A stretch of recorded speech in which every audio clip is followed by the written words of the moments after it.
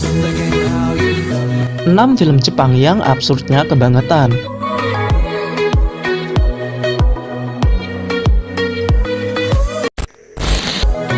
Jika kita membicarakan film konyol dan absurd, kita bisa membaginya jadi 2 jenis. Pertama adalah film yang dicanangkan untuk jadi film serius, tapi karena satu dan sebab lainnya malah terlihat konyol.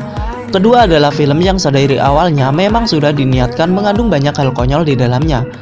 Dan kalau kamu termasuk orang yang hobi nonton film, kamu pasti tahu gak ada sineas lain di dunia ini yang paling ahli dalam membuat film absurd dan konyol selain sineas dari negeri Sakura. Contohnya adalah bisa dilihat dari 6 film asal Jepang yang membawa berbagai jenis kegilaan ke level selanjutnya. Tapi sebelum lanjut, mari kita subscribe dan klik lonceng di bawah ini supaya kami semangat membuat konten menarik lainnya. Terima kasih.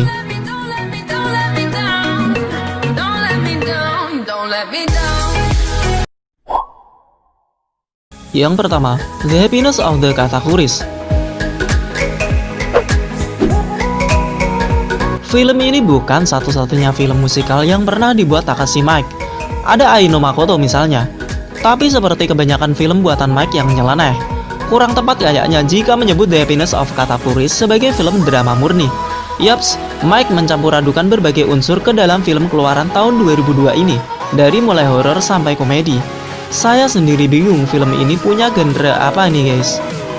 Ceritanya sendiri berkisar pada keluarga Katakuri yang membuka penginapan di daerah pinggiran Jepang.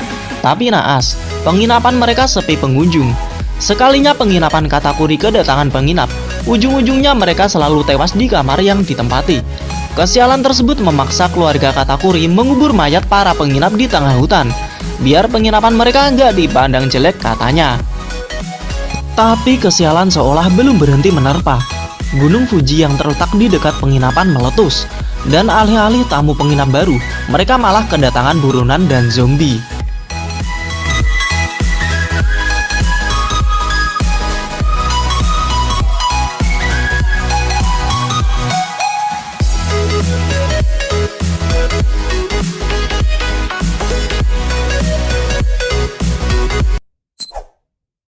Nomor 2, Survive Style 5 Plus.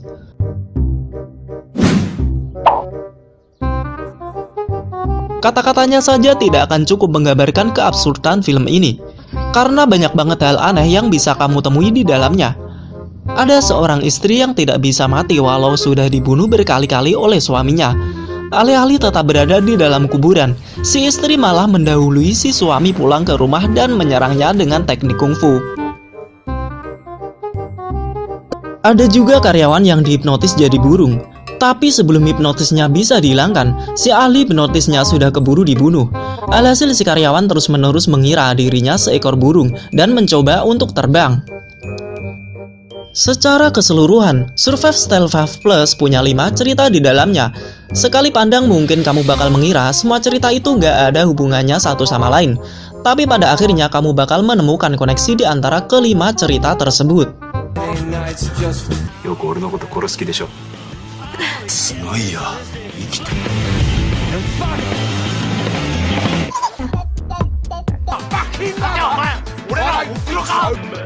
Survive Style 5. Nomor 3, Tokyo Gore Police.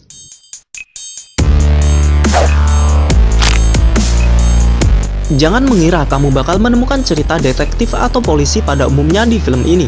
Kalau mau diringkas, Tokyo Gore Police menyajikan keabsurdan dan kekonyolan tingkat tinggi yang ada dalam alam pikiran ke layar kaca dengan efek visual yang terkesan murahan. Tapi justru kesan murahan itulah yang membuat film ini lucu abis.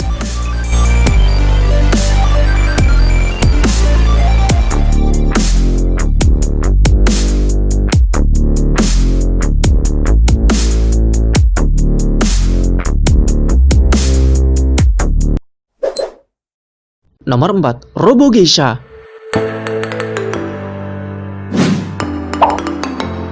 Jika Tokyo Gore Police menceritakan para manusia yang punya tubuh penuh senjata aneh serta polisi sadis sebagai karakter utama, di Robo Geisha kamu bakal menemukan, apalagi kalau bukan para geisha sebagai tokoh sentralnya. Apakah geisha yang cantik-cantik itu? Penjabaran seperti itu kurang lengkap. Geisha dalam film ini adalah geisha yang punya persenjataan nan konyol. Setuju kan, gergaji bundar yang keluar dari mulut itu konyol dan bisa berubah jadi kendaraan. Tokyo Gore Police dan Robo Geisha disarankan buat kamu yang tahan ngelihat adegan gore dan lagi nyari hiburan lucu dari film.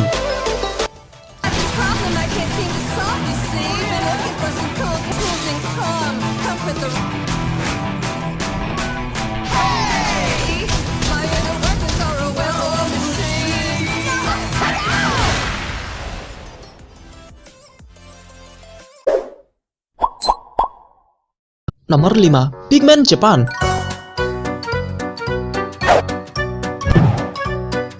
Pernah nonton Ultraman atau Godzilla?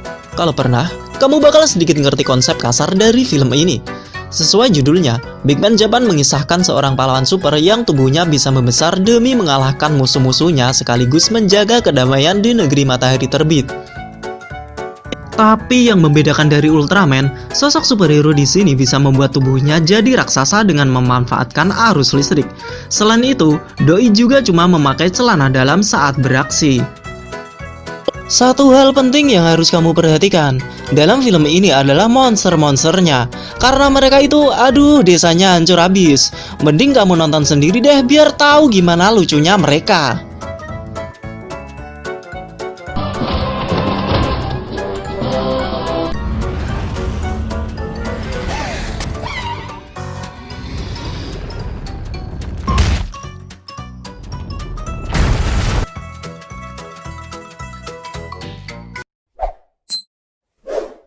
Nomor 6. Host.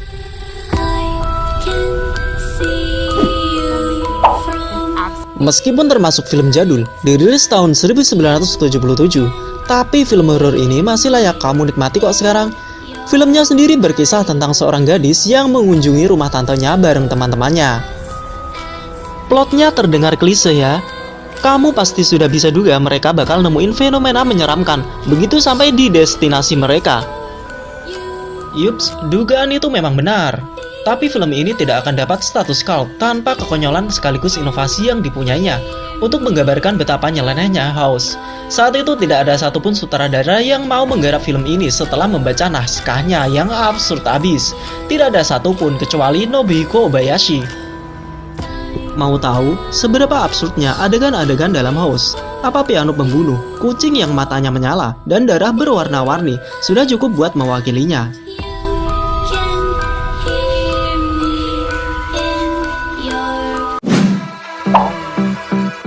Nah, sudah siapkah kamu buat tertawa? Tontonlah 6 film ini ya guys. I don't know what you want. Let's have a bit of fun till I downfall. My love, if you feel like I do right now,